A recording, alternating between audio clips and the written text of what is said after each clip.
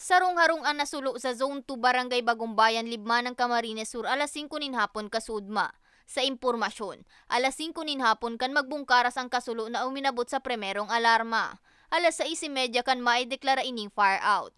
Napag-araman man na mayo ang mga tagharong kan magbungkaras ang kasulo. Pagdating po nila doon, bali may mga nagba-bucket relay na din daw po eh. Tapos malaki na din yung tunog. Yun, nag-firefighting suppression na po sila. Kasama din doon si NDR, may mga natulong na din. Piga arampakan otoridad kung piraan danyos na winalat kang insidente asin kung ano ang talagang kausa kay ni. Nagpatanid man ang otoridad sa publiko na ugaliw ng paggabot kan mga nakasaksak na appliances antes na bayaan ng mga pagrugaring na harong. Saro kaya sa pigihiling na posibleng kausa kang insidente ang nabayaan na nakasaksak pang aircon.